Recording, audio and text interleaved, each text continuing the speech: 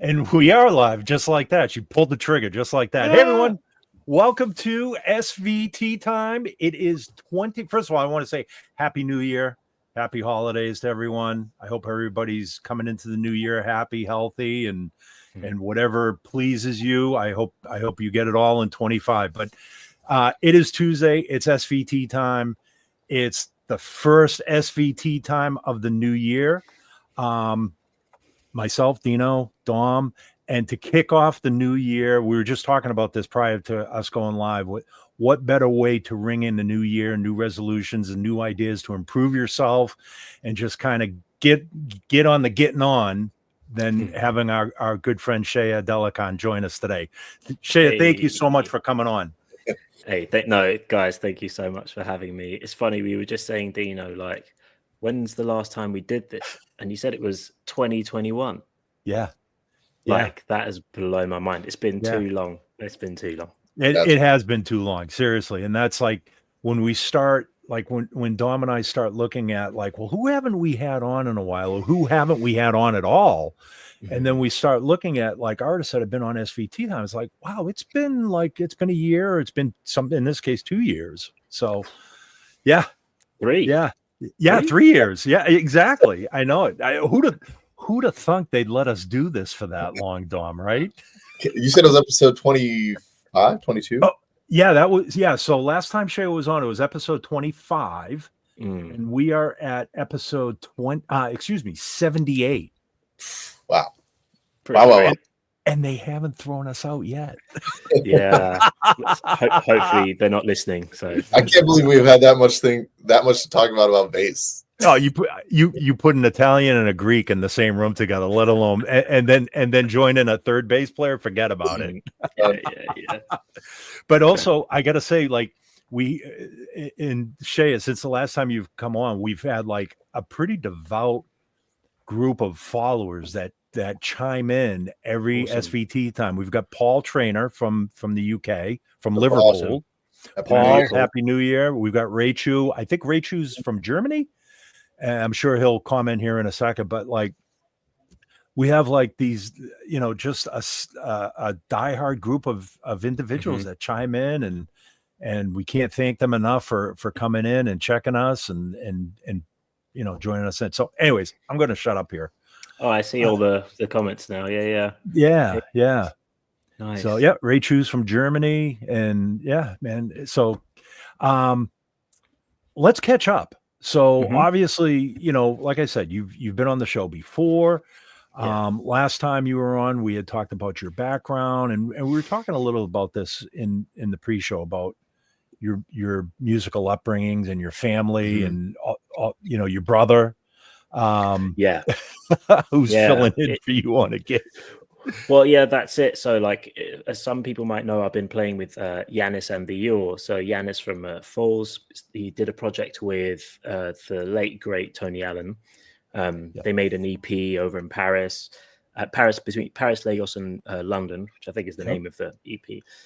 But years and years and years ago, and unfortunately, his passing he passed before they could put them out. So he, along with 2 French chaps, both called Vincent, they finished the records and they put them out. But like, they were like, "Oh, who are we going to play?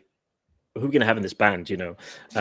So they managed to get a bunch of people who, like, I've played with. I was lucky enough to have played with Uncle Tony, and Dave Akumu, who's worked with Tony Allen before, and then the rest of the band, they've all worked with him before, so that was cool. But and we did a bunch of shows this year, but I couldn't do the last run of shows. I was actually at a wedding with my girlfriend, and my brother Benga, so Metronomy's bassist, he jumped in and covered for me, which is perfect because he's like, he also knows, they all know him as well.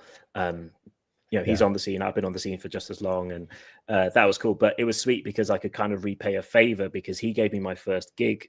I was on my gap year from uni, from school. I was just like from high school to uni, and I was kind of just not really doing anything. I was accepted to university. I was going to read English, I think at Warwick University.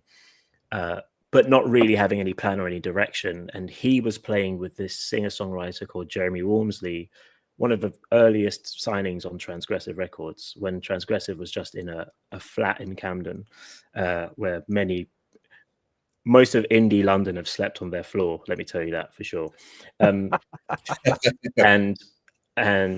basically, I was sleeping on my brother Benga's couch while he was playing shows with this guy Jeremy, and for whatever reason, he couldn't do this one particular tour. It was like November 2006, and basically he was like, Share, why don't you try and learn these songs and cover for me? And I covered for him, and I've been playing professionally ever since. So I do have him to thank for quite a lot. Oh man, that's a fantastic story too. And I'm still on my gap year. I was going to say you're still on your gap year. It's been a long gap year, but that's okay. You know, it's a long gap. Good album title. Yeah, true. There you go. The long gap. The long gap, right? That's not bad, actually. It's not bad. Absolutely, that might work.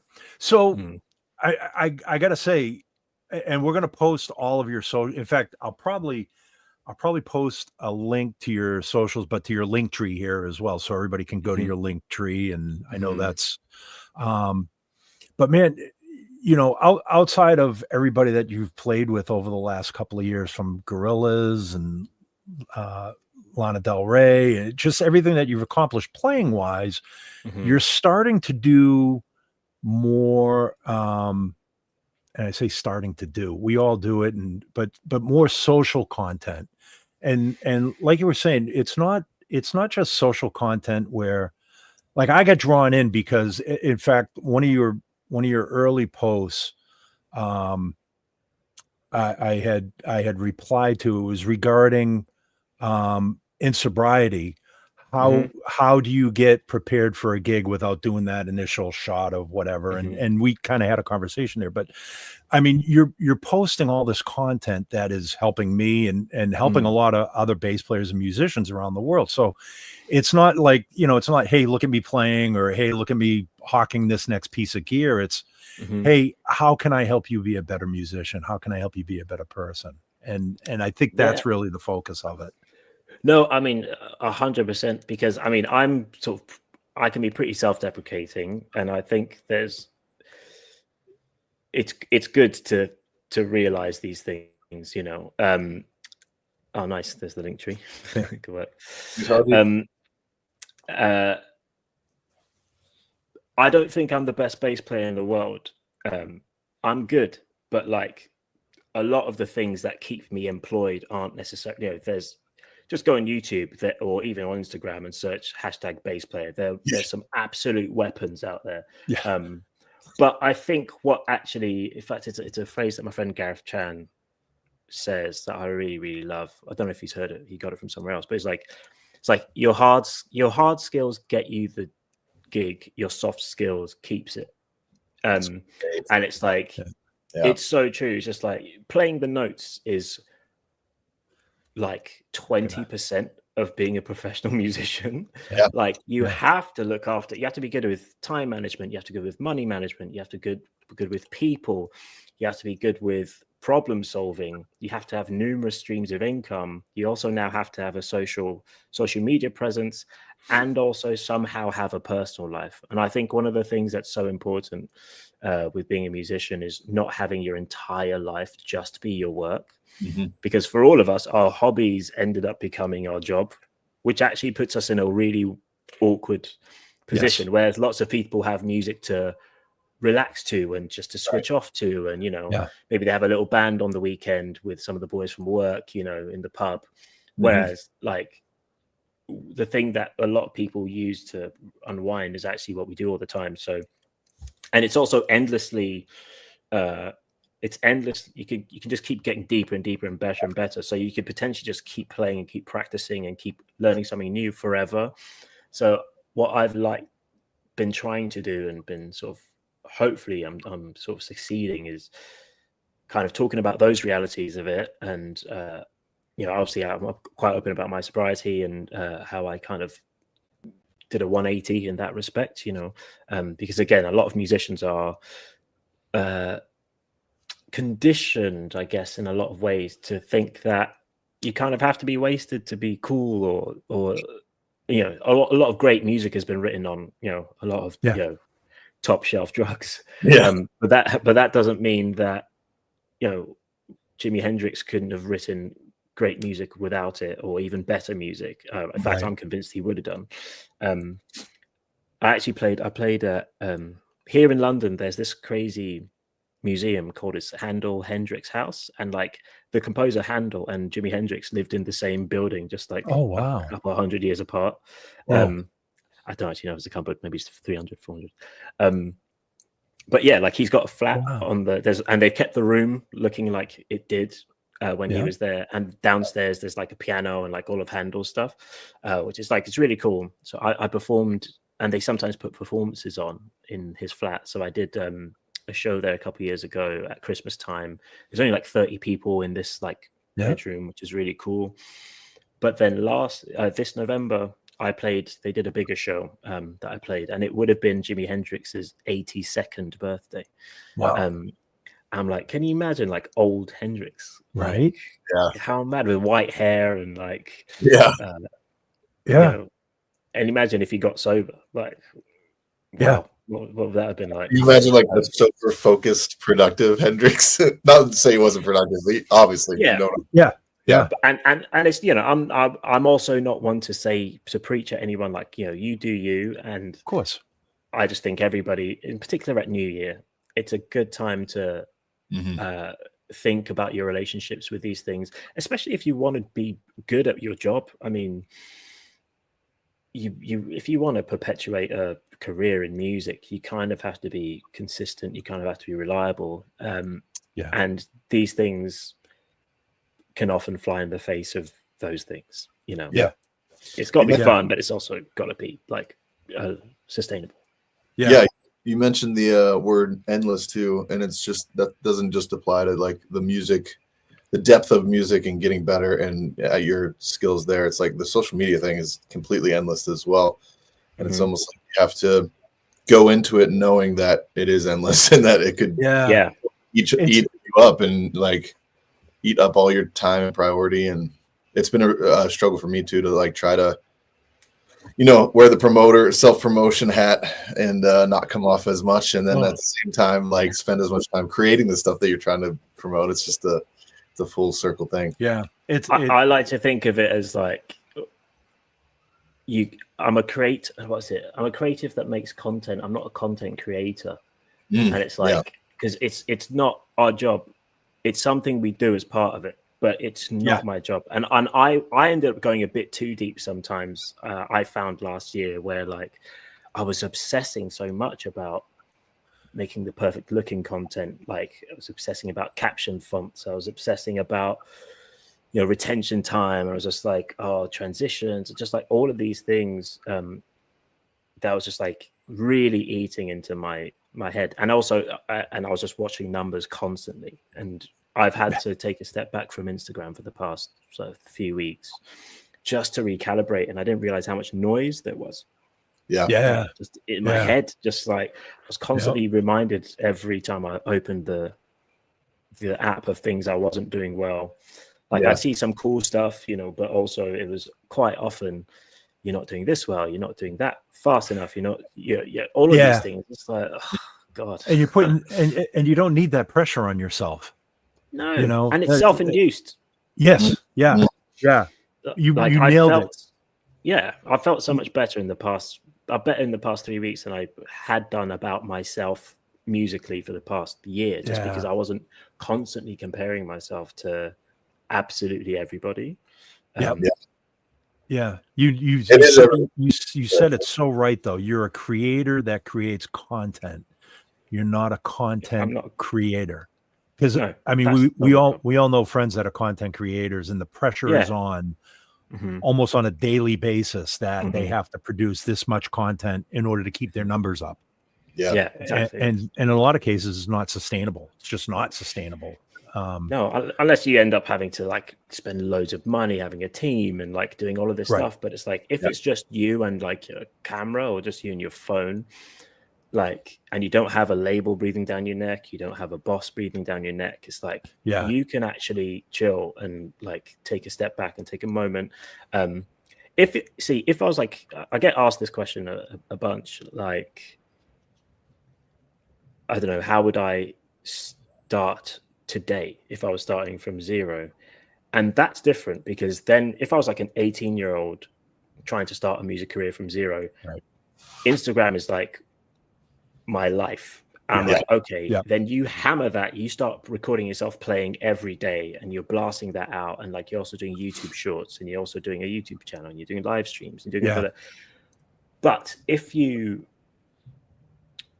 if that's not your main focus, and if you're already kind of making money, like your rent's paid from elsewhere, from not just making content, then I think content is actually it's a plus, it's a side thing. It's not the main thing, but I think we give it main thing energy quite often, and that just hurts you in the end. I think I urge everybody, like, I'm taking this month off, so I'm already sober, right? So my dry January is I'm not listening to any podcasts.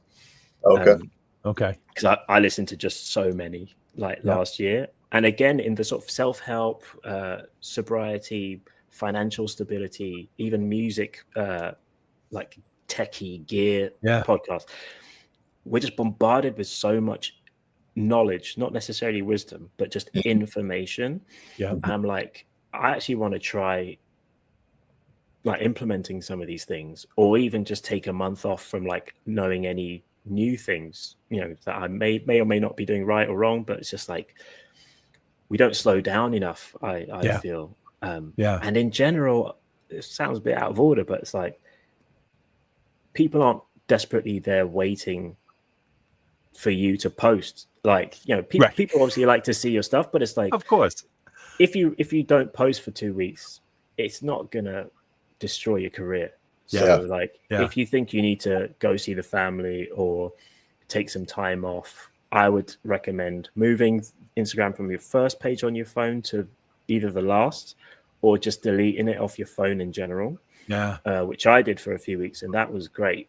That's really, those are all really great suggestions. And like, my wife is she's created this successful TikTok channel in HR and corporate space, and she always says, like, because I get the same way about like, oh my gosh, like, you've posted like 25 videos by the time I've posted my next one or whatever. And she was just like, yeah, but starting any video with like, hey guys, sorry, I've been a little out of the loop, or hey, you know, starting with that negative energy of like, I'm not doing anything, people just associate negative energy with you, and they're not even perceiving the difference there. And exactly what you're saying is like, there's so much content out there. Like, how narcissistic is it to say like, sorry, I haven't been giving you things I know you're really waiting for.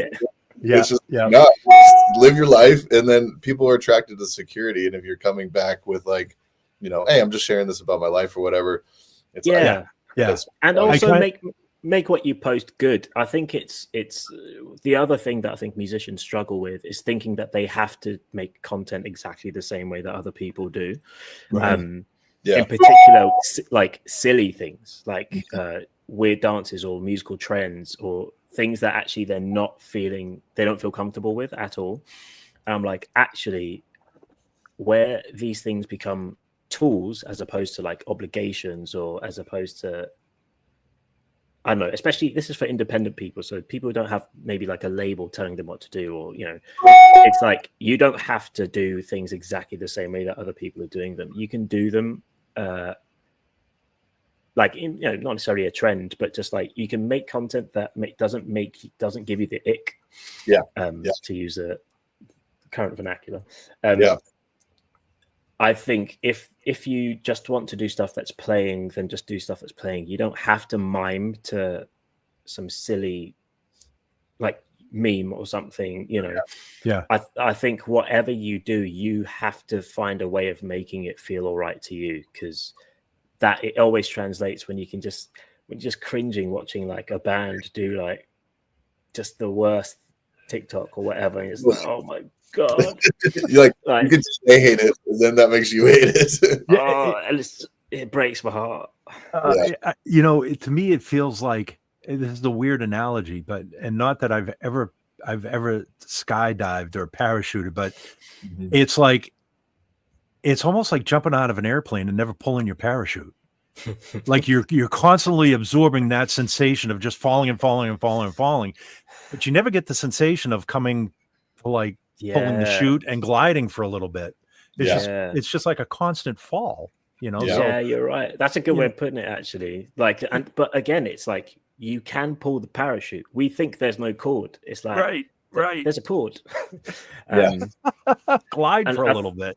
Glide for a bit. I think my word for couple words of my for 2025 for me, which is like patience and presence, and again, these are things I think anybody in a band knows what it's like to be present. I think the most present you ever are, kind of, I think for a lot of us, the most focused or the most present, the most time where we're not thinking about the future or thinking about the past, whatever, is when we're on stage, and when we're playing with other people. You're just in. I mean, you can't be anywhere else. You have to be there, and it's quite a rare thing. And actually, musicians are quite lucky in that regard because you get to share that kind of deep focus and flow, and that kind of there's nothing else that matters anywhere else other than here. Like you couldn't answer a phone call if you wanted to. No, you couldn't be pulled to do any. Like someone can't grab you to, you know, go pick up someone from the airport. Yeah, anything.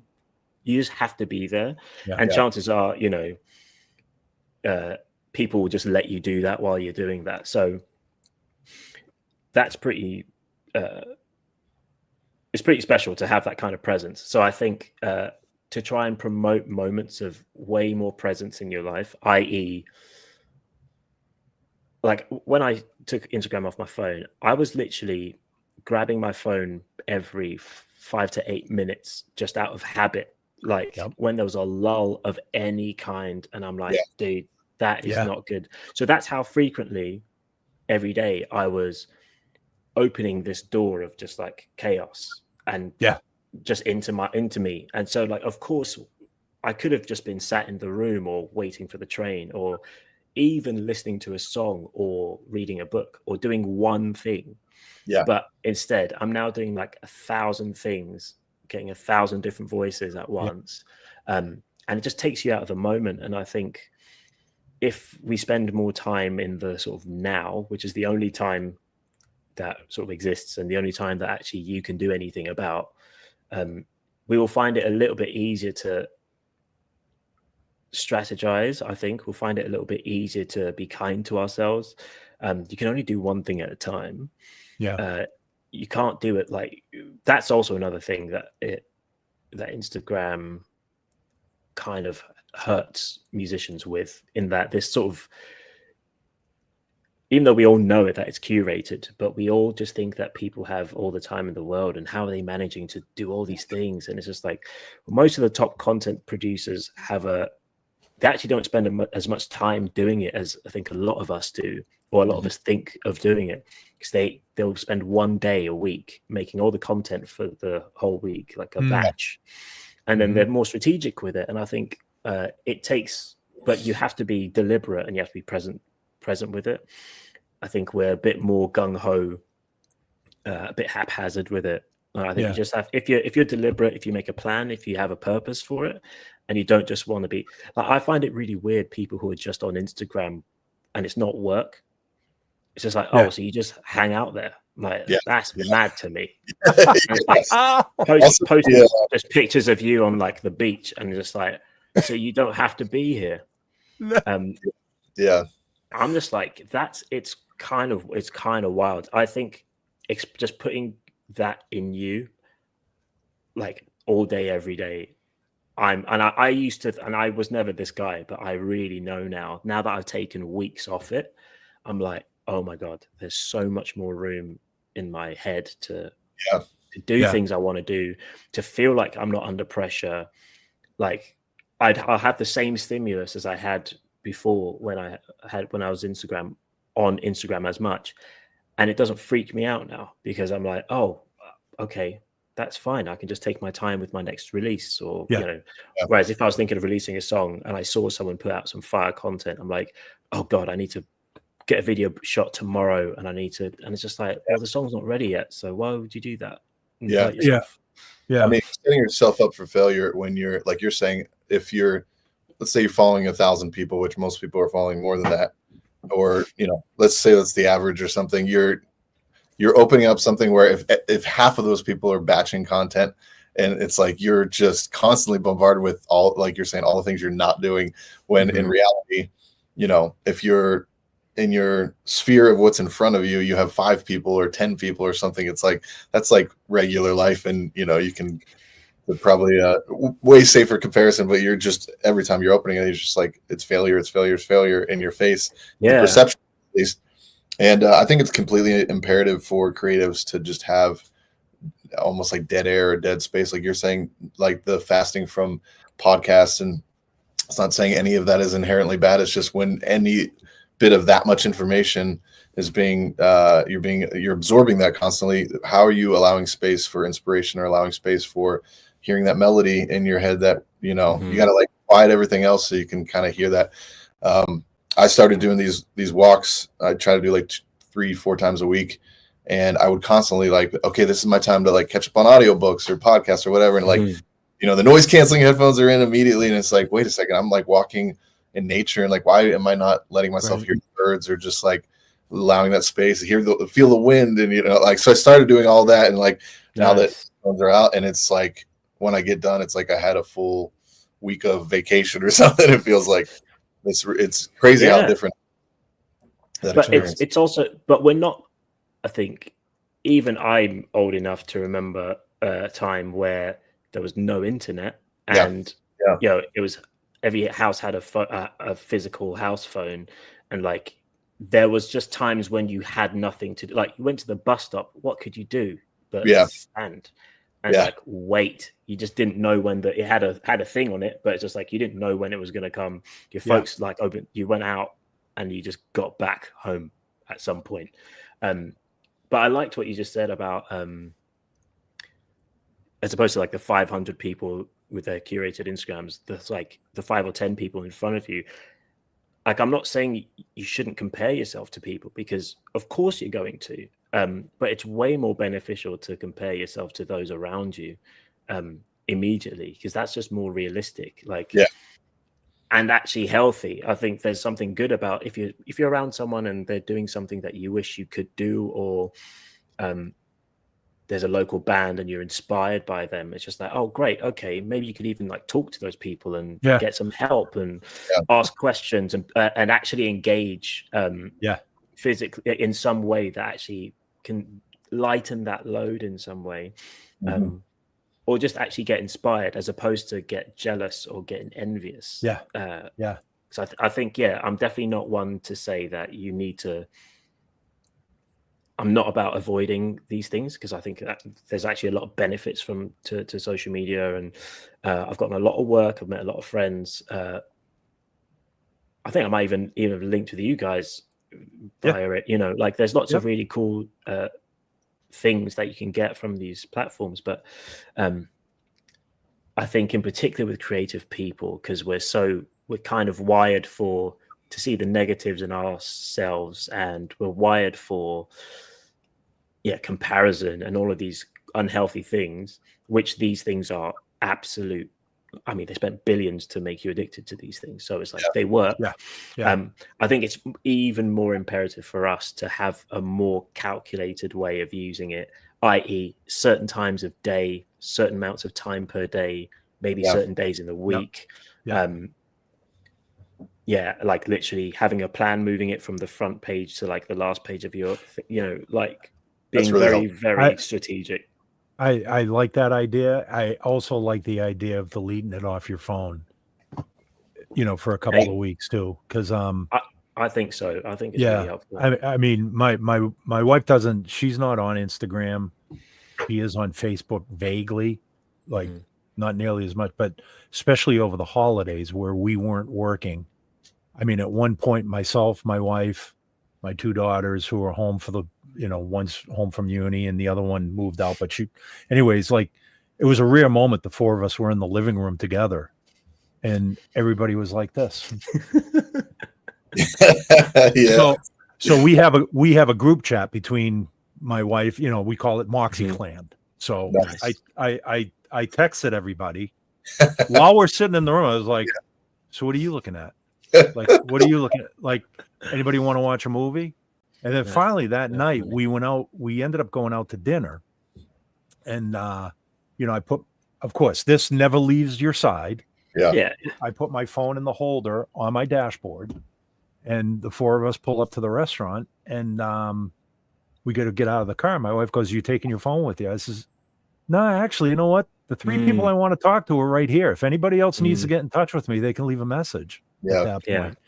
You know, and it's just, and it dawned on me how controlling it can be, just the device. But like you were saying too, it's like, you know, because this thing has so many functions in it, even if you're going into a concert with the idea of, I'm not going to be checking Facebook, I'm not going to be doing it, but what if I want to take a photo?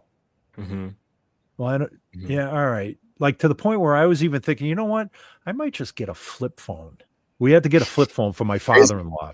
Like, literally, when I went into T-Mobile and asked the guy for a flip phone, he goes, "You're serious, right?" I was, "Yeah, just it's for my father-in-law. I can't." And he hands me you a drug dealer. Well, I actually told him I was looking for a burner. And but the funny thing is, it was like, it was just so my point being was, I was thinking, like, if I want to take photos, I'll start carrying a camera.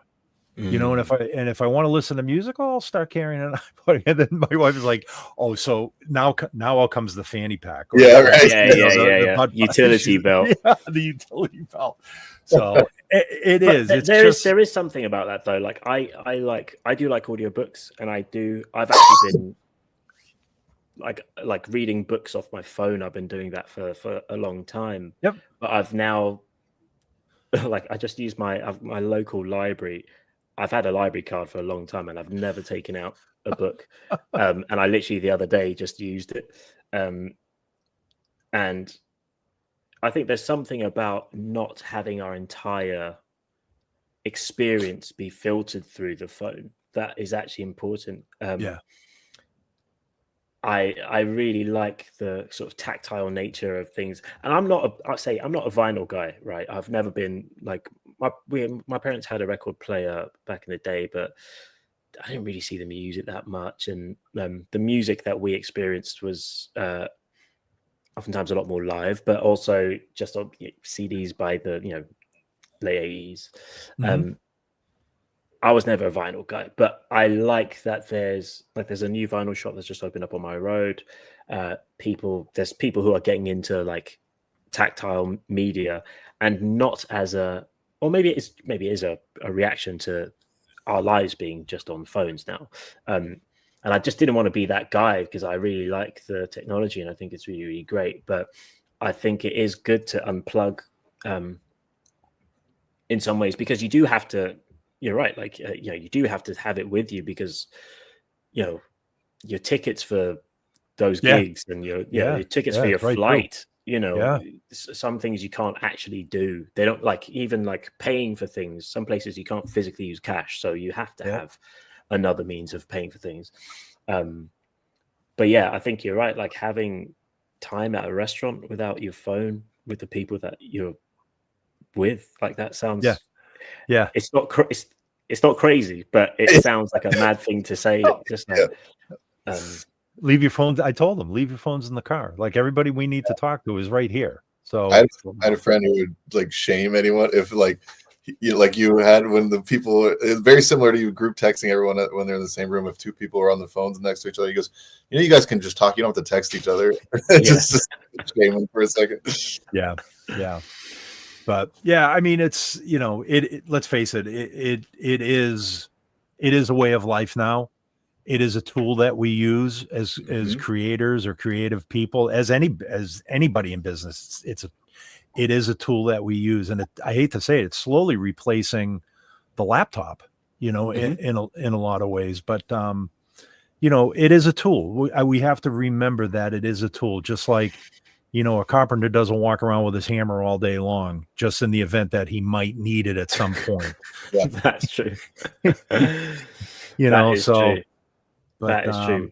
But all that being said, I also So I've just started this other page called 10 Things, Yep, which is I did a couple posts late last year that I think that did pretty good, but they engaged with people quite well, which was like 10 things it's okay not to be as a musician, for example. And I was like, yeah, it's okay not to be a gearhead. It's okay not to be a DJ. It's okay not to be into vinyl, like all of these things. And then also like 10 things that your Spotify Wrapped doesn't, can't tell you, it can't tell you that you've got good taste. It can't tell you that, it doesn't tell you that, it can't tell you that your music is bad, all of these things. And just a lot of those things started lots of nice conversations in the comments as well. And I've just started this. It's going to be bi-monthly, a newsletter twice a month, and like a blog, 10things.co.uk. And you can go there now. You can sign up to the. Please do sign up for the newsletter. The first one will be out on the 13th, on Monday the 13th. And the title of that, in the spirit of this new year, the title of that is 10 things that you're probably already doing well. I like that. Because I think there's a lot of times we start the new year thinking about all the things we didn't do well last year. We start the new year on the back foot, but internally, like on the inside, we like, oh, I'm not good at this. I'm not good at that. So says all of Instagram. So says every podcast, right, etc. Yeah. But, and also this is one thing that I had to do in sobriety. I did this like 10-month rehab program, which is pretty brutal. It's a long time, and I couldn't play music for the a musical instrument for the first 16 weeks. Wow. So it was a real like, and there's no phones, no TV. It was a real, come on, like reset.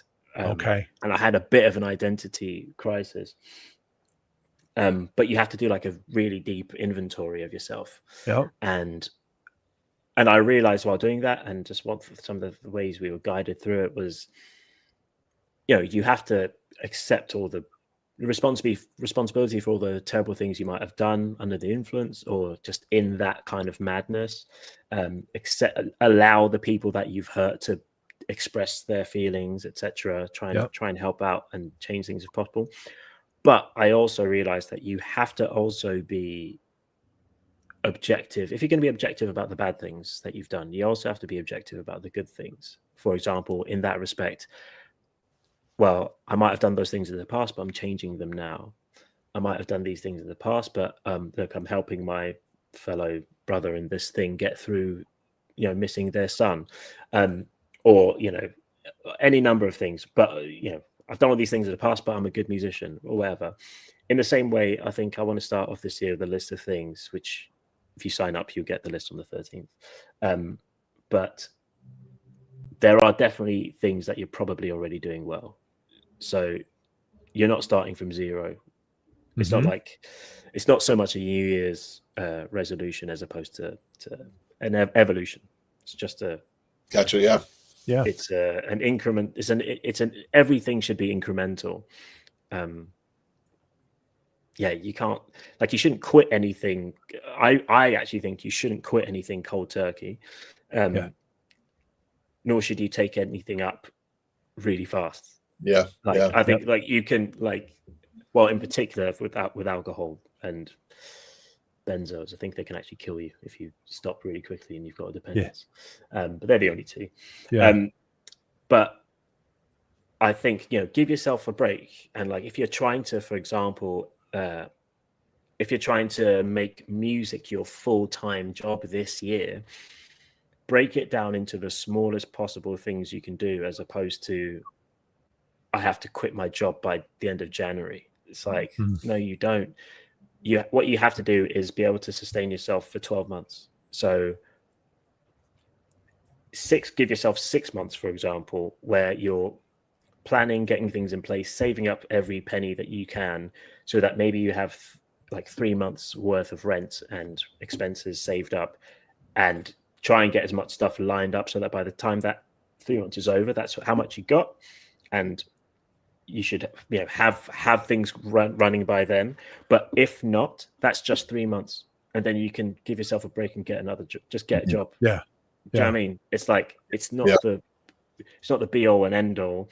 Yeah. And taking it slowly and not like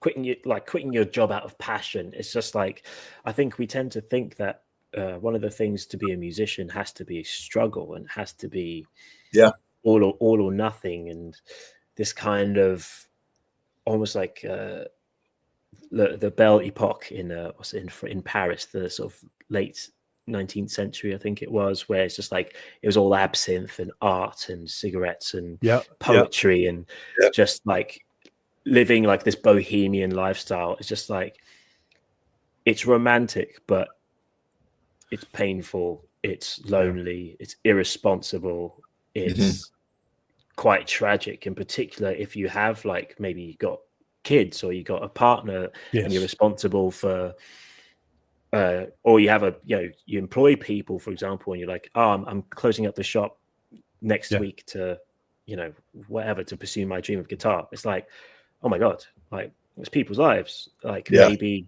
give them a year, be like, this is my dream and this is my plan to achieve it.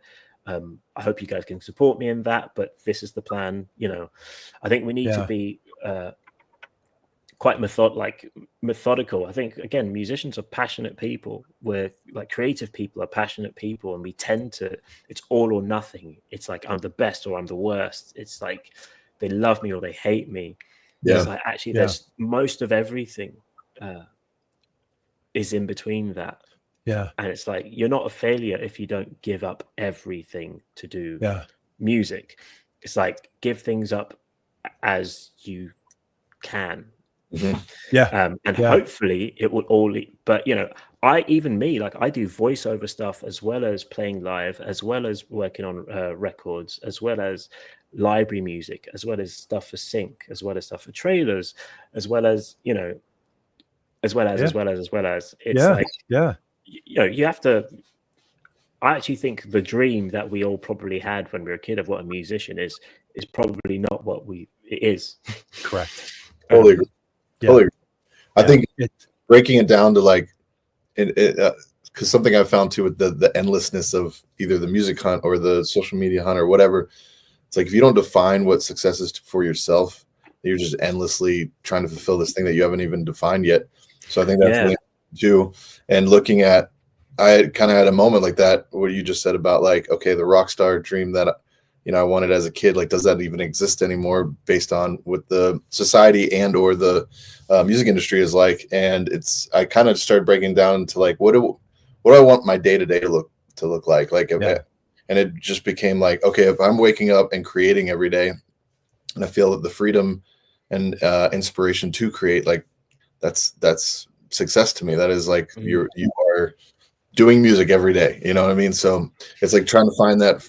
I think if people find that for themselves, it kind of helps a baseline of like, at least you're headed in the right direction, and you know that's the thing to accomplish.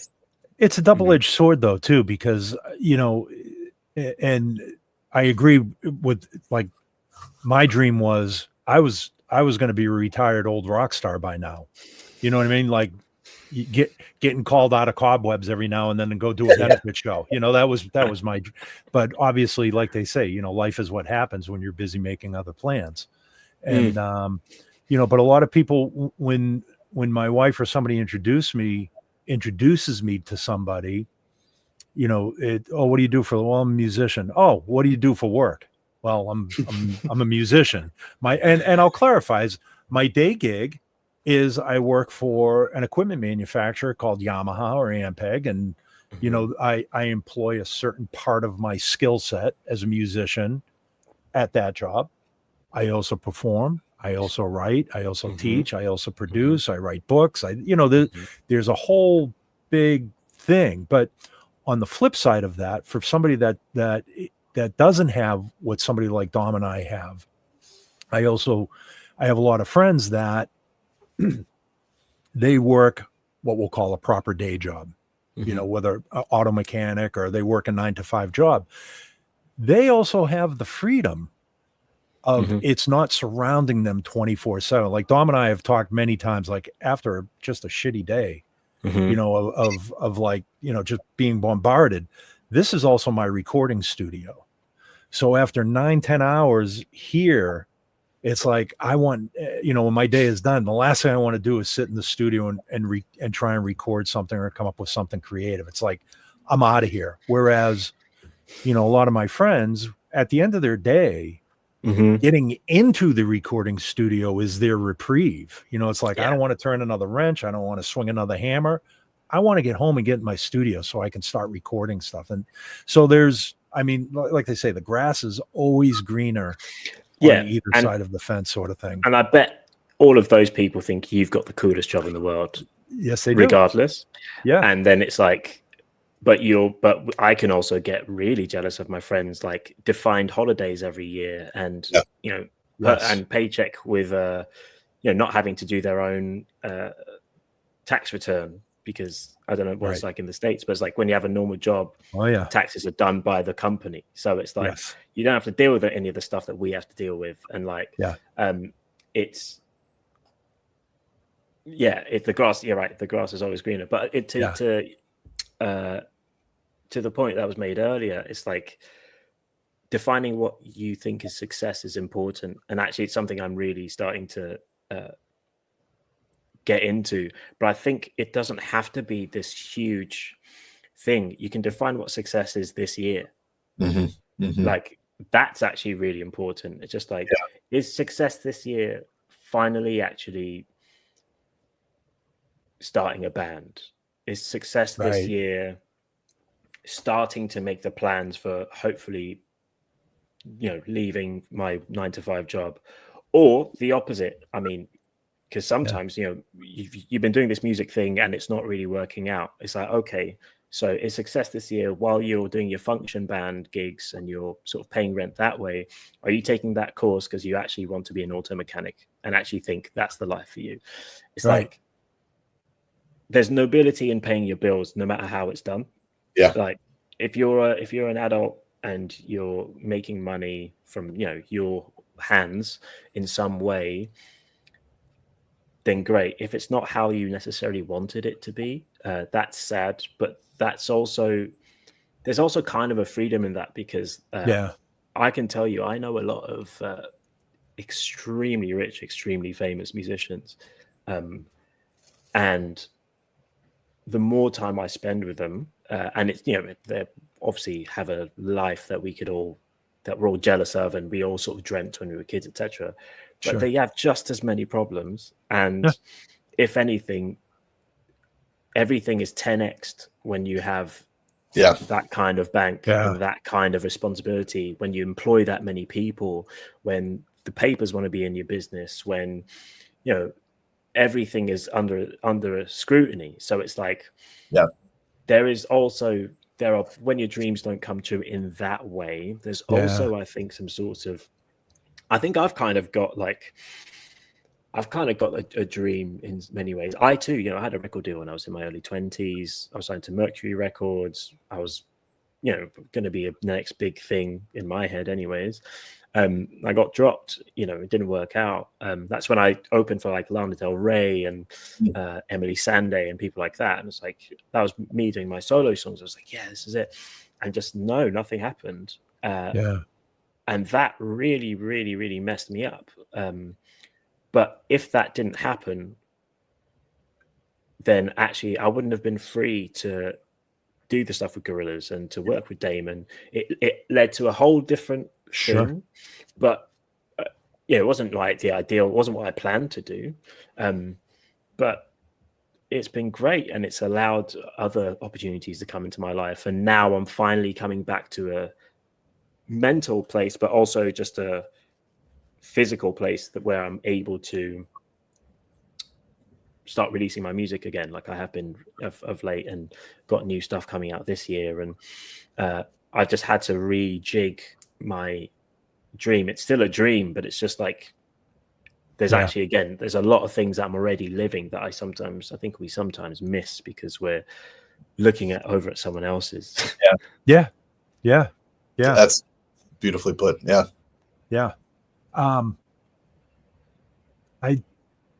was looking for the quote and I can't find it. And it was my wife and I were watching the Golden Globe Awards. Yes, we are. Right. We are that couple that sits and You're watches those guys. We're one of those. I'm a Hollywood addict. I lived in Yeah, no, Hollywood for fair. years. But we're watching the Golden Globes, and for what it's worth, Demi Moore had one of the most beautiful acceptance speeches.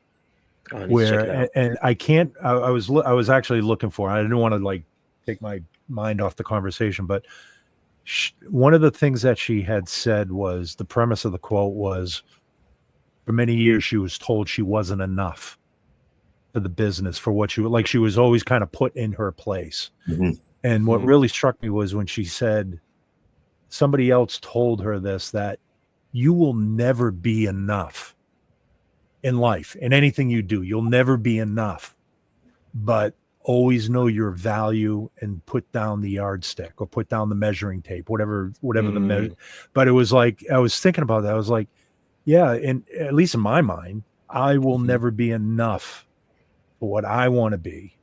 But sometimes, like you said, getting back to the, looking at influencers and other music, you have to put down that measuring tape and stop comparing yourself to other people and other people's successes. If you've got a roof over your head, you can put food on your table, you can take care of the people under your care. That's success. That really is success in a lot of ways. Yeah. And it's because enough is defined by other people. I think in these, that's what we're saying again. It's like not having any sort of aim. There's a good quote, which is if you aim at nothing, you hit it every time. Yeah. And it's like, being enough. It's actually something I'm chatting to one of my therapists about. It's just like good enough is the sweet spot. It's like not the best, and not the worst. And those, mind you, those two are the only. Like you can never know, and you will never be. You can never be objectively the best. Rarely, except for say something like an Olympic gold medalist who has the fastest recorded time of that sport in that year in the world. And how do you know you're the worst? What, are you really the worst guitar player? Are you really the worst person in the like? It's just like, but being good enough is actually something that you can kind of hold on to and you can define in yourself. You can actually control good enough. You cannot control being the best. You cannot control being the worst. You cannot control whether you sell loads of records. You can't control any of that stuff. But you can control what you bring. And it's a practice, because again, it's like no one feels great about themselves all the time, and it's not. It's just got to be deliberate, because I think in the same way that we think of love as this romantic feeling that happens to you, whereas I think like you chaps are probably a bit longer in your relationships than I, but the older I get, the more I realize it's actually a practice. It's actually a verb. Loving someone means doing loving things. Loving yourself means doing loving things to and for yourself. To get good at music, you're not just inspired and then music comes out.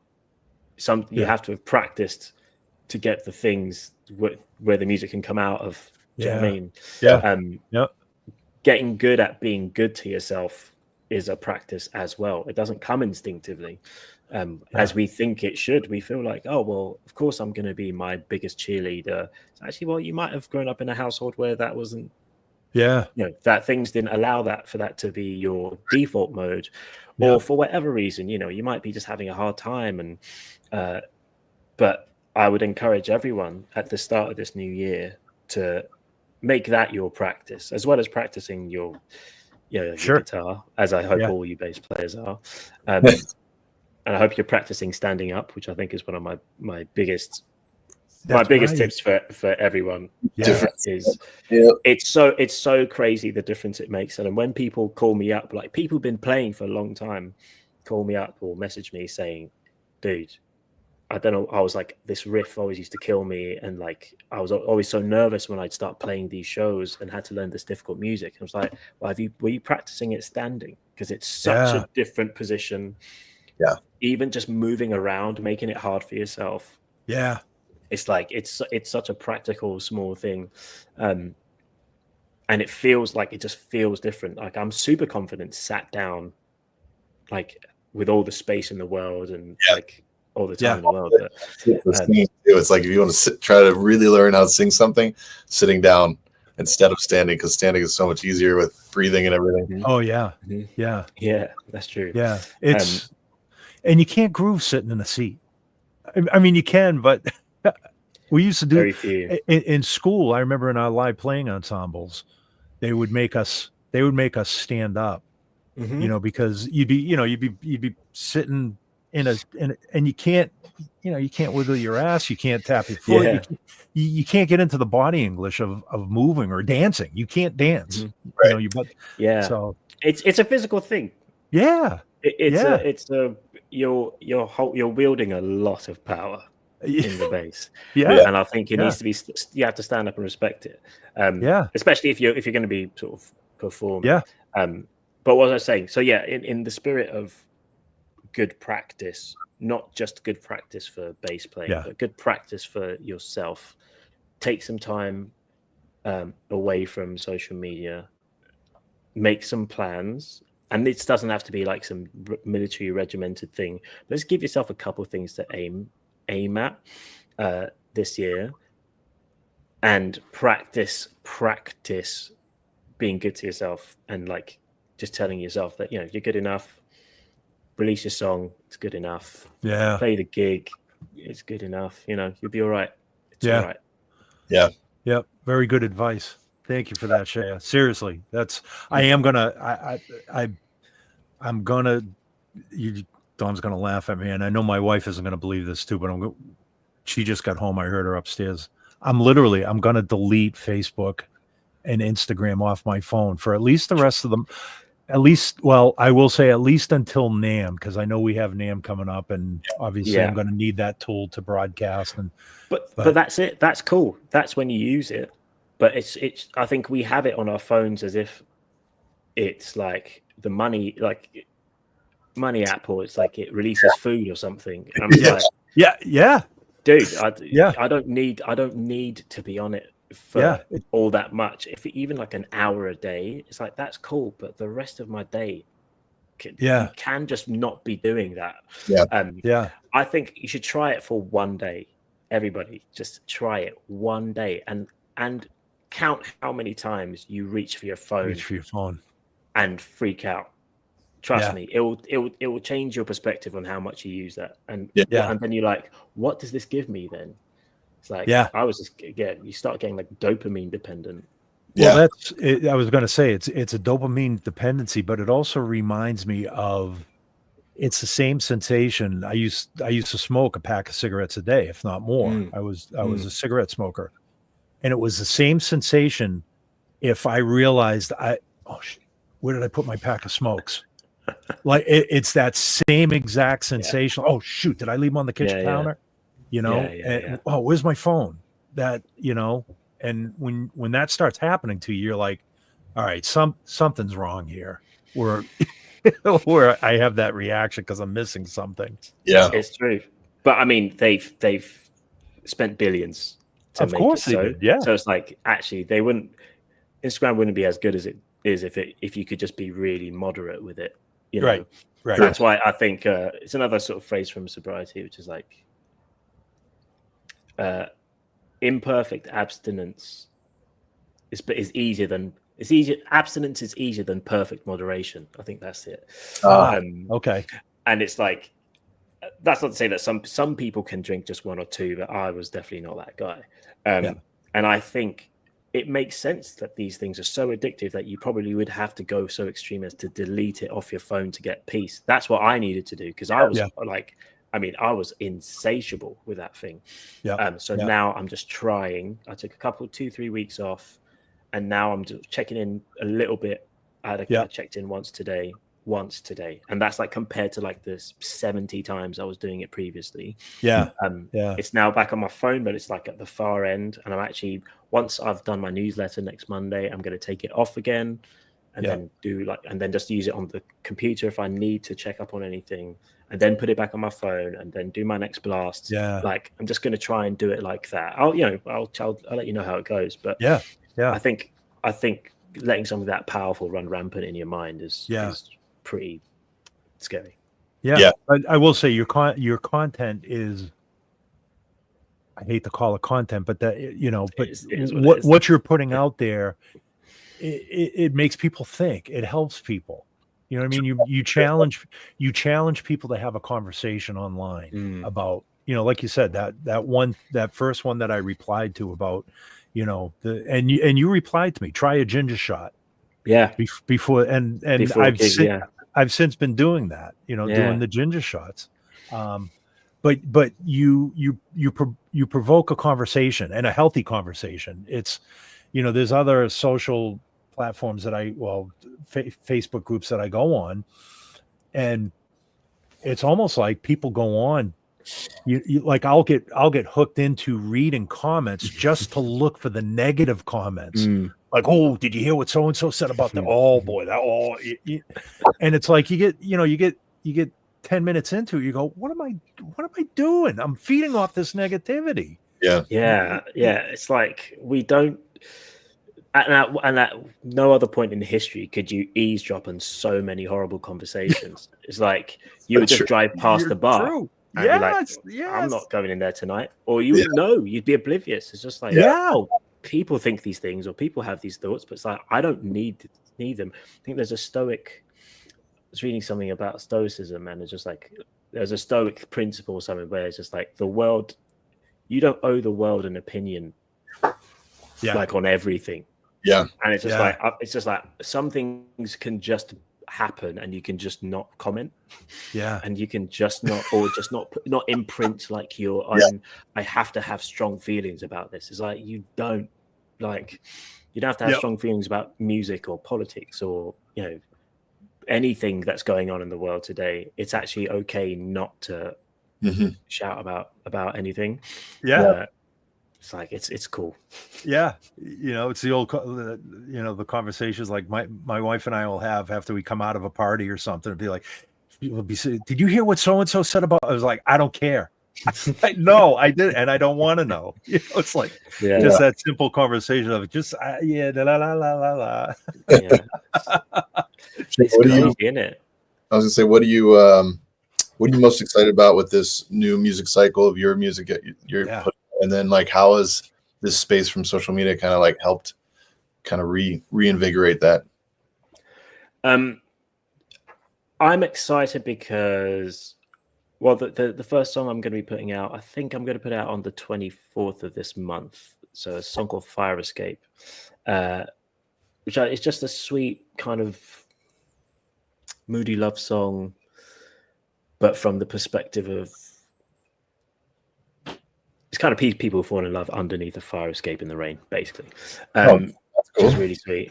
And it's just simple. It's not like, again, I'm trying not to compare myself to, I don't know, people who are releasing quote unquote cooler music, but it's just like, I'm just trying to lean into the stuff that I love. And this song and then the song after, which is set in New York, it's a very different thing. I think they're just really quite personal songs, and but they also can speak to quite a lot of people. I think, in particular, the song about New York, actually, which is a song called New York Doesn't Love You Anymore. And it's kind of about the feeling I've had in sobriety of having to work out my relationship with certain cities. Like New York is a great town to go drinking in. There's so many amazing bars and hotel bars in particular, and speakeasies and, man, it's like LA with like rooftop bars, and Tokyo in particular as well. Actually, is like the like whiskey scene, but it's like, shoot, now what's my how do I have fun here? Like, and it's a little bit like going there's a little bit like going to see an ex, and it's like that's kind of what that song's about. So I'm excited about that as well. It's a really beautiful, painful song, and there's just being off social media like has helped me just realize that I can take my time. I've got no record label, I've got no manager, I've got no agent, I've got no funding. It's all me.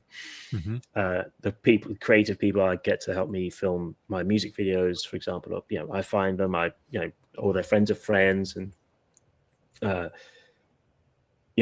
it's helped me. I'm trying to take myself out of trying to control the outcome, because actually being worried that song's not going to drop, or it's not going to slap, or it's not going to kick off or go viral, etc., is what stopped me from releasing music before. I was like, if I actually just let music come out and not try and be like, oh wait, is this the perfect time to release this perfect song? Is this the perfect vibe people want from me? Is it what people expect from me, or whatever? And it's like, who cares? Yeah. If I fancy releasing a song or feel good about something, why not? And I'm going to try and be quite strategic with the content that I make, for these songs. But I'm also like, it's not going to look perfect on my page, because my Instagram page is a bit mad, because it's got so many different weird things on it, like from my bass playing videos to just like mad chats I have with people, or fashion things that I sometimes do, photo shoots, and but also it's like, that's who I am. I don't have to make it like one concise, slick thing, because I'm neither concise nor slick. So it's like, who am I trying to impress? And it's like, it's often not me.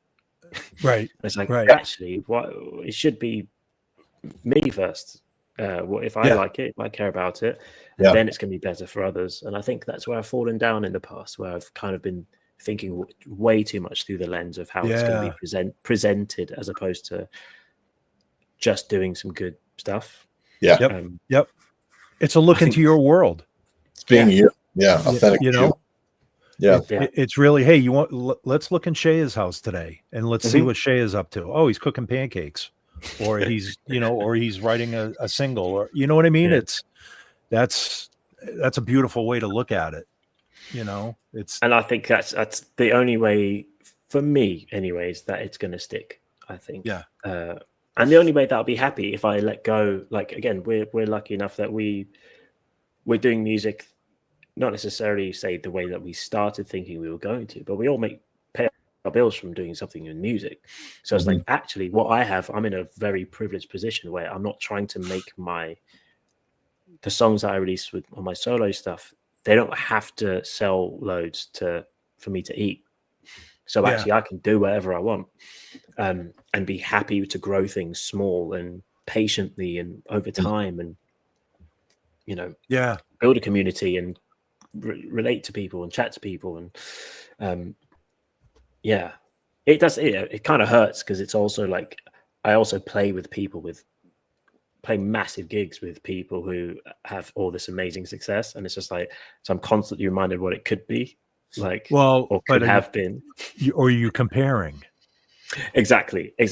But also, it's just like, I'm also a part of it in some way. So I'm also, it's kind of really quite intertwined in a strange way. So that's been, being honest, that's one of the kind of mad downsides of being an artist, as well as a session player, etc., and playing these gigs, because there's always, or I've felt there's often like a little bit in the back of my mind, like, oh man, like, imagine if this was me playing the show, or my mates are doing an amazing show, like my boy Femi, like from Ezra Collective, they just did Wembley Arena, like first like UK jazz band ever to do that. Sold it out, amazing new album, and I actually played with them a couple of times last year. He's Gorillaz drummer, Femi Colioso, and that's amazing. It's also, there's also a bit of me that's like, oh man, but I'm like, he's been in that band for 10 years, and they've worked for 10 years, so it's like, that's why, and they're good, obviously, but it's like, that's why that's happening. Especially in the case of Gorillaz, and I can kind of mirror this with my career with my solo act versus when I play with The Calling. It's like that fan base has been growing for 20 some years in an industry that doesn't exist anymore, but it's still like, it's holding strong because the industry was the way it was then. And I get in the same headspace here and there of like, but then you got to look at like, okay, hold on. Like you are on that stage. It is you still. And you know, it's like those people are still real and they still want to interact with you, whether it's your name under it or the Gorillaz or whatever. So it's like, just encourage you to like, you are doing it and that is you. And even though the bill is not you yet, it still could be. And now you have this access to this fan base that wants artists out of, you know, it's that thing of like, you can be in the dream and sort of be missing it at the same time. And it's like, I that's one thing I need to really practice in particular, is like the gratitude of it all. Because also, you know, I've been doing this for 17 years. So it's like, I've also earned my place on that stage. So there's also that. So yeah, it's like, you have to big up yourself. Things aren't, and work out how to navigate through this with happiness and like with gratitude and like what is success to you. And I feel pretty successful, in particular now chatting to you chaps. Likewise. But you know, you got to ask the question though, because you know, would any one of us, three of us, and I equate this to, again, I go back to my wife who is an artist. She paints and does like nothing. She sits in her studios on the other side of the wall here, and it's like, honey, do you ever think of like selling these or putting them up in a gallery or do? No, I paint because I enjoy sitting down here and doodling. So, kind of the same question as musician, like, would we still be creating music if we had no intention of making dime one from it? Yeah. If we were successful lawyers or doctors or whatever, we had income from something else. Would we still be doing, like, is it something that's just born in us that we need to get out, like she does with her art or any other music? That's, you know, that's kind of the approach that, number one, I'm envious of people that can do that. I sit down here, I write songs every night. They may suck, they may be good, they may never be heard by anybody, other than the fact that it's just music that I need to get out and get down on recording, and I'll share it with a few people here and there just to show them what I'm doing. You know, so do you guys have any hobbies though? Because I think there's something. I think we did touch upon this earlier, but it's like, what do you do when your hobby becomes your job? That's the thing that you did in your bedroom for free. You know, for years, and then suddenly it's like you got a bit of cash for it. It's like, what do you do? Like, I mean, next to music, one of my biggest hobbies and life passion is riding motorcycles. You know, and it's been asked of me a couple of times, like, would you ever consider being like a motor journalist or going writing for a magazine or working for a dealership and my first thought was like, again, like somebody that looks at our position goes, wow, that would be really cool. I get to ride motorcycles every day. But then you go ask a motorcycle cop, you know, hey, how do you like your job? He says, I love my job, but I am on this motorcycle 24/7, rain, shine, snow, you know, there's that perspective. I was like, maybe I don't want to do that. So maybe I just want to enjoy what I enjoy and enjoy it when I can, sort of. So that is, to answer your question, that is my other real big passion is motorcycle riding. Cool. But I don't know if I would necessarily want to do it as a full-time job, because it might spoil that excitement that I have every time I get on my motorcycle. Yeah, mine's like hiking and camping. Just and it's very convenient because the nature aspect of it refeeds the inspiration to get back into music. Like typically a 3-day max camping trip, and I'm like, I want to be back in society, and I want to, but I fixed, and it was good, and probably like one of those a quarter is I me. Great. Well, I think that's important. I love cooking. Cooking is like, I watch if I'm watching anything on YouTube, it's often nice. It's like 80% cooking stuff and just cooking at home, and like, you know, it's really fun. I've messed around with, like, you know, bouldering, like climbing. I'm in the gym a bunch, but it's like, I wouldn't say that's a hobby. But I think that is important for musicians to have a life have something that gives you a bit of joy or fun that isn't music, because again, when you do it full time, it's not always great. Like you can't expect it to give you you can't expect it to give you all the good things, all the good feelings all the time. I really encourage in particular musicians listening and watching to try something new for fun, and actually, not necessarily ideally, but like perhaps try something for free, because sometimes we think, oh, it's a hobby, we have to do something really expensive, but maybe some sort of sport or some sort of like craft. You probably have pens and paper at home, some sort of writing, just something that is not music, and also not another instrument. Yeah. That doesn't count. Yeah. Like that's not, no, it has to be something else, because I do think you also will it will also start cultivating creative energies elsewhere that you can actually pour into everything else. In fact, somebody asked me, I didn't ask me anything sort of yesterday, and they asked me if they're an acoustic guitarist, should they learn, if they learn bass, would they be a better musician or something like that? And I was like, yeah, I mean, even if you learn the recorder or the pipe organ, you're going to become a better musician, because it all feeds back into the same source. And in the same way that doing something fun, expressing yourself in some different way, of course it's gonna like, you're out there camping in nature, of course that's gonna feed into your your music. And like Dino, you're out on your motorcycle feeling that freedom and that power, that of course that's gonna make you a better, like, feed into it. I think it's important to have something else as a passion. Yeah. No, I agree. And I equate that, like my original statement, it's like trying to approach music in that same way, trying to come into it as let's face it, we all got into this as a hobby.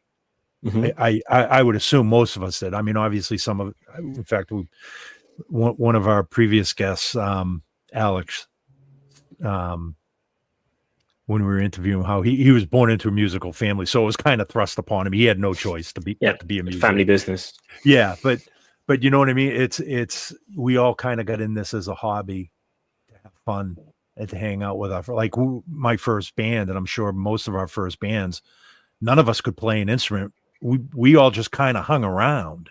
Yeah. And it's like, hey, we're all mates, we're all pals. Dino, you're going to play bass, I'll play, that sort of thing. So, it's just kind of trying to come around full circle and trying to approach music like that all the time. Maybe not all the time, but most of the time when things start getting really tight or just start wearing down, you gotta approach it as, we get into this to have fun. And to this day, even now, I have a couple of prerequisites for gigs. And the main prerequisite is it's got to be fun. I got to enjoy who I'm playing with. I got to enjoy the venue that I'm playing at, or what, it's just, if it seems too much like work, then there's going to be a more of a chance of me saying no to the gig. Yeah. Unless it's got commas in it, then that's a whole different, unless the price has a comma in it, then it's a different. Yeah, exactly. If it looks like, ooh, then I'm it's like, but yeah, that, but that's the thing, is like, is this going to drain my energy of how I look at playing music for a living? Is it gonna, am I going to walk out of the gig going, oh man, that just, my battery's at 10% now because of that. Yeah.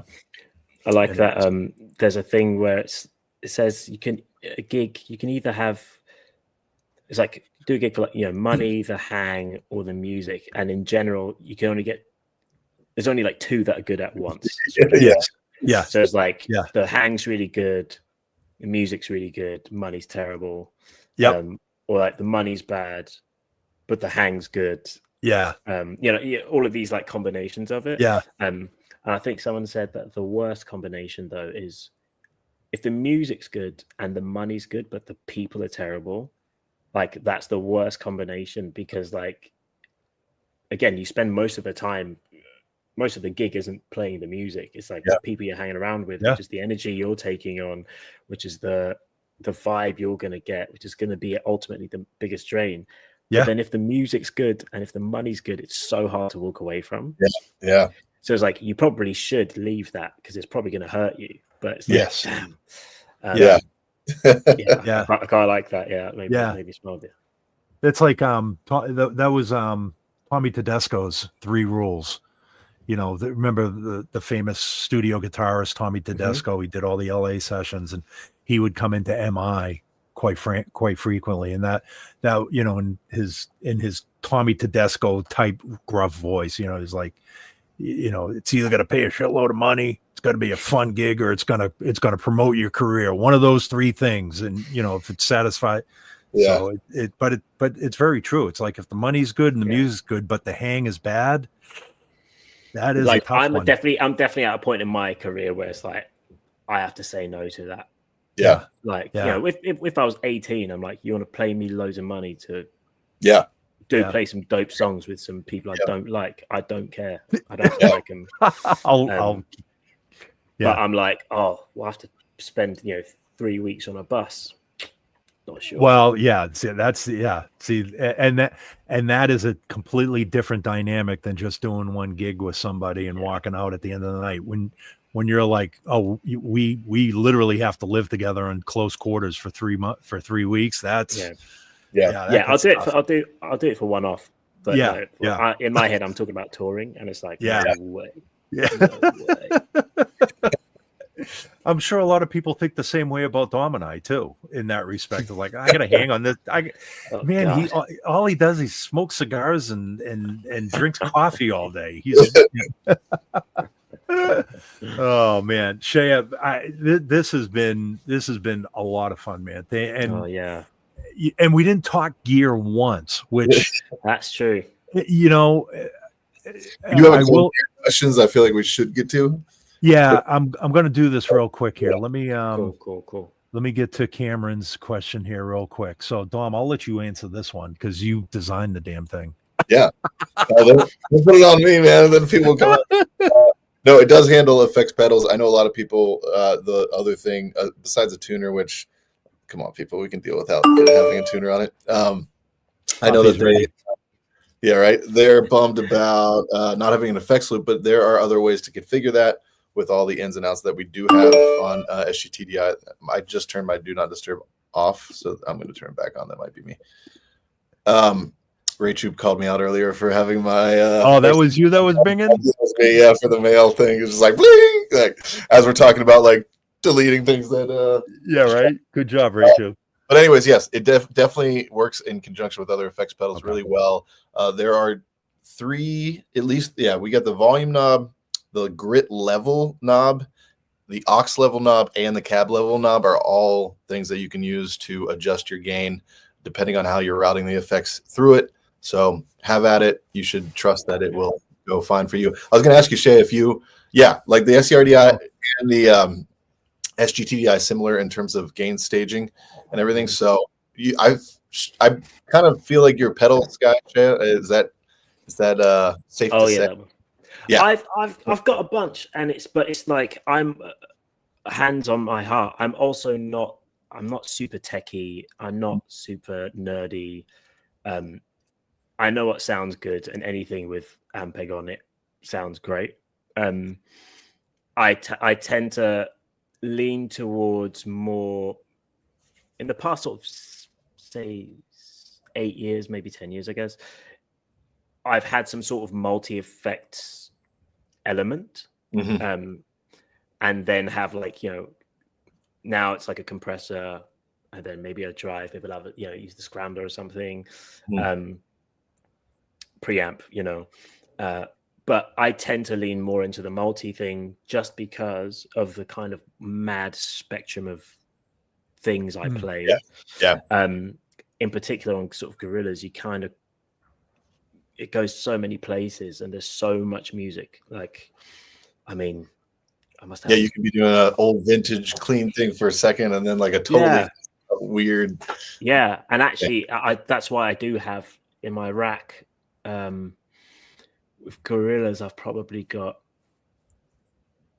5 or 6 guitars or something, and they kind of do something. It's not just like my Flying V has a hip shot because that one's always in E flat, and those pickups work really well for like Clint Eastwood and songs like that, which are in E flat. And then I've got my pink Baum guitar, which is a signature Pink Thunder thing, which is crazy. It is so bright and sort of spanky. And that works for a whole different sort of section of it. And then I've got my Eastwood Classic 4, which is like my flat wound hollow body, which sounds so good through an SVT 100, by the way. It's like, it just sounds like warm, fuddy, you know, and Gorillaz is very dubby. Like there's a lot, and that's probably where I live most of the time, is somewhere quite dubby, quite hip hoppy, but actually dub, and like that's kind of one through line I'd say that kind of runs through quite a lot of Gorillaz stuff. And then I've got like I did have a Yamaha like BB, I can't remember which one it was, one that Peter Hook plays. Yeah, okay. He's a BB something, isn't he? Yeah. And again, that sort of clear and bright and sort of that deals with lots of effects, like octavers really well. Unlike my flat wound guy doesn't really like octave effects, you know. You kind of have to be. You kind of wish. I don't really know of any true Swiss Army knife guitars that kind of do it all. I mean, I just don't really know. And it's quite fun for me. I like just playing around with different guitars. Yeah, mixing and matching, you know. I try to mix it up. I will say, Cameron, for added peace of mind, like what I'm seeing more and more as like kind of the standard fly rig, or even just fly rig expanded, is like the HX Stomp into the SGTDI. I know Dino and I both use that a ton, and that's, I mean, you can throw every pedal in the world virtually into it, and it's working really well for me. So Octave, synth effects, HX Stomp into that. Do you? So Seye, you have the SCR DI. You don't have an SGT DI yet, right? No, I don't think I do. Okay, I'd love to though. We're gonna mix it up. Yeah. Let's do that. 2025. Come on. Yeah. Although the SCR DI is a great pedal, but the SGT just has it's that much more Ampeg. Yeah. It looks cool. But Dom's right. Like, you know, for fly dates, this and an HX Stomp are really, you know, you've covered every effect and every amp that you possibly could use.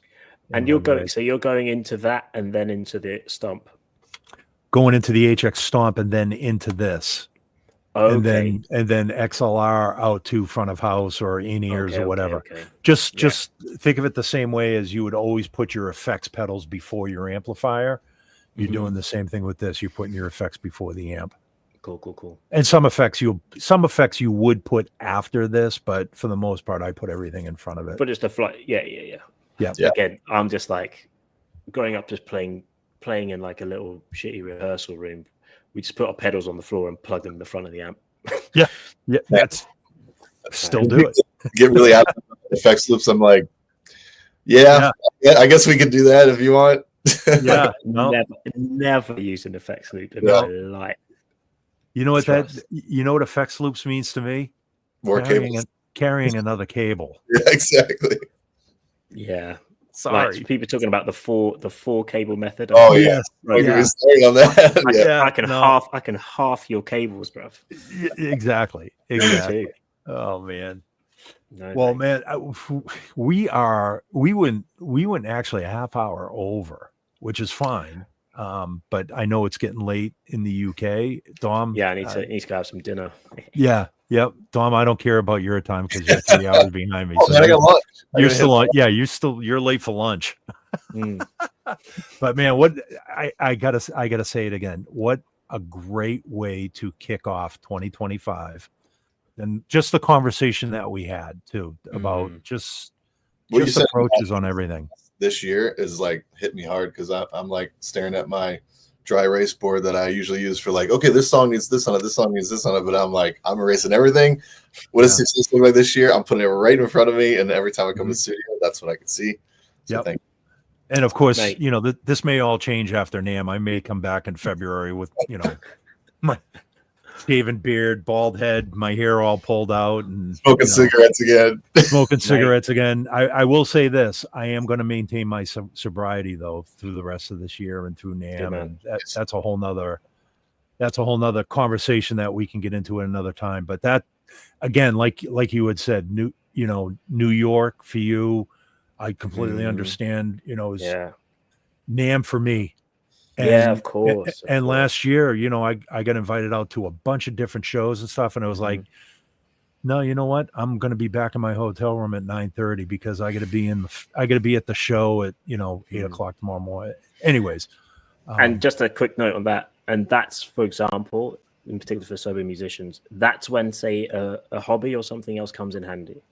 Because when you're away, in particular when you're away and you get back to your hotel room, like after a gig, I tend to just disappear after shows, and so I'm back in my hotel room alone, and it's like that's when I can just get into like cooking videos, or I can get into football videos, or I can get into any number of things. But it's also quite a practical thing to just have something else to focus your attention on when in and around the madness of the job that we do. Yep. For sure. Yep. No, the gym for me. The gym is for my thing, Exactly. Anyways, Seye, thank you again so much. Are you ever going to? When's the next time you think you'll be over this side of the pond in the States? Anytime soon? I'm actually good. I'm going to be in Feb. I'm going to be in New York 1st till the 5th, and then in LA actually, like 5th till the 10th. Seeing family, but also shooting some content for one of the next songs I'm releasing. Okay. But yeah, I'm just going to be hanging out, not shows just yet. Very cool. Very cool. Well, obviously LA, if you get a chance to hook up with Dom, say if you want to come through, play any new stuff, or actually we're doing that. So yeah, so make it happen. Like the 6th or 7th of Feb. Let's do that. That'd be great. Cool. Wicked, man. Boys, absolute pleasure. Absolutely, my friend. Thank you. And now you are a 2-time SVT time veteran now. Come on. So I get to send you another hoodie. Yeah, please. The updated one, not just the same one, right? Right. Yeah. No. Cool, man. Well, thank you so much, everybody. Thank you for watching. We're back in 2 weeks, and I think in 2 weeks I will be in LA. So Dom and I might actually be broadcasting from the same side of the country. Actually, I don't know where we'll be, but yeah. And maybe. Yeah, you never know. And I think in 2 weeks we have Lee Hendricks, Eric Church's bass player, is going to be joining us. So be sure to check in on that. And Happy New Year, everyone. And we will see you in 2 weeks. Thanks. Awesome. Happy New Year. Happy New Year. Ciao.